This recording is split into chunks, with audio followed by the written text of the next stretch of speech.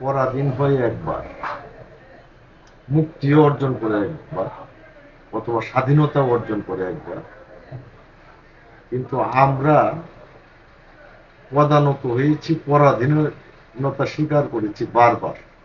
এই জন্যই বারবার স্বাধীনতা আমাদের প্রয়োজন। ব্রিটিশরা যখন এই দেশে আসে, এই দেশে আসার পরে তারা উপনিবেশ স্থাপন করে, সেই উপনিবেশের নাম দিয়েছে তারা ভারতবর্ষ।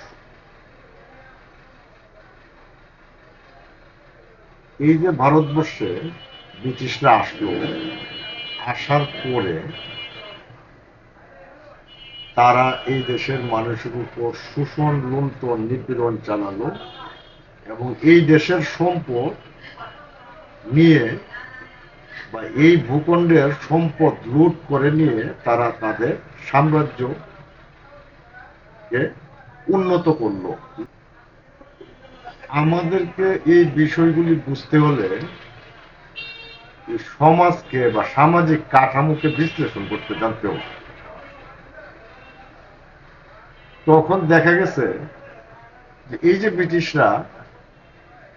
ব্রিটিশরা এই অঞ্চলের মানুষদেরকে দ্বিতীয় শ্রেণীর নাগরিক হিসেবে রেখেছে এবং নিজেরা প্রভু হিসাবে শাসন করে এই দেশের মানুষের শ্রম, ঘাম শোষণ করে তারা নিয়ে গেছে তাদের দেশে।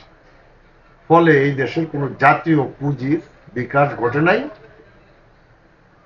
শিল্প কারখানার বিকাশ ঘটে নাই। ফলে এইখানকার যে ধনিক শ্রেণী, বণিক শ্রেণী এবং সাধারণ কৃষক সকলেই তাদের প্রতি ছিল ক্ষুব্ধ। এই ক্ষুব্ধ হওয়ার কারণে তারা চিন্তা করলো, যদি ব্রিটিশরা চলে যায় এই দেশ থেকে এবং আমাদের শাসন ব্যবস্থা যদি আমরাই কায়েম করতে পারি, তাহলে এই দেশের সমস্যাগুলি আর মানুষের সমস্যাগুলি থাকবে না। এইখান থেকে মূলত স্বদেশী আন্দোলনের উৎপত্তি। এটার থিম ছিল বা এটার মূল বয়ান ছিল স্বরাজ প্রতিষ্ঠা করা আর ব্রিটিশকে বিতাড়িত করা, অর্থাৎ পূর্ণ স্বরাজ প্রতিষ্ঠা করা এবং সম্পূর্ণ স্বাধীনতা অর্জন করা। এই বয়ানের উপর ভিত্তি করে অনেক আন্দোলন সংগ্রাম লড়াই হয়েছে, অনেক রক্তপাত ঘটেছে, অনেকে জীবন দিয়েছেন।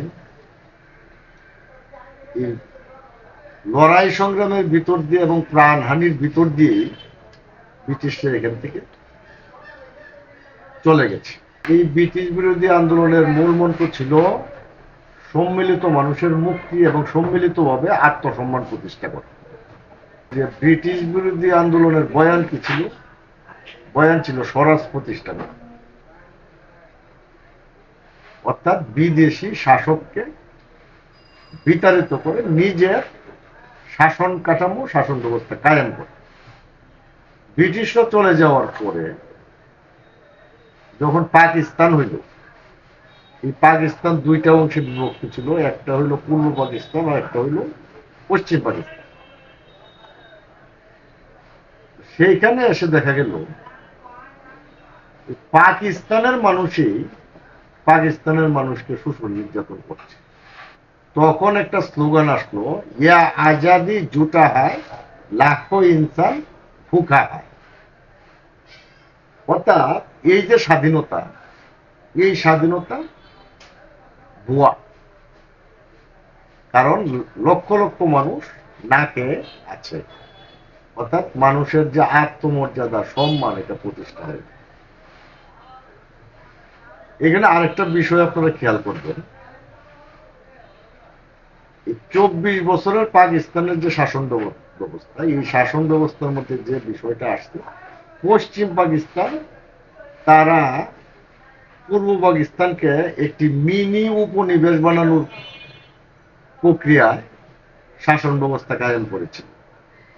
ফলে ওই যে একটা ভূখণ্ডের মানুষ আরেকটা ভূখণ্ডের মানুষকে সমমর্যাদা না দিয়ে, নাগরিক মর্যাদা না দিয়ে যে শাসন ব্যবস্থা কায়েম করেছে, নিপীড়নমূলক পাশাপাশি বৈষম্যমূলক। এই জন্যই 1971 সালে জনগণের ভিতর থেকে বেরিয়ে আসছে সেই মুক্তির মহামন্ত্র। সেই মুক্তির মহামন্ত্রটা হচ্ছে বাংলাদেশের জনগণের জন্য সাম্য, মানবিক মর্যাদা এবং সামাজিক ন্যায় বিচার। তাহলে জনগণের জন্য সাম্য কি? মানে একটা বৈষম্যহীন সমাজ ব্যবস্থা কায়েম করে, যেখানে কেউ কাউকে শোষণ করবে না, কেউ এলিট থাকবে না। মানবিক মর্যাদা কি? যে আমি যে মানুষ, এই এই মানুষের মর্যাদা প্রতিষ্ঠা করে, মানে এই আমি ও এক গোত্র আরেক গোত্রকে, এক জাতি আরেক জাতিকে মানুষ থেকে খারিজ করে দিবেন। আর হইল সামাজিক ন্যায় বিচার।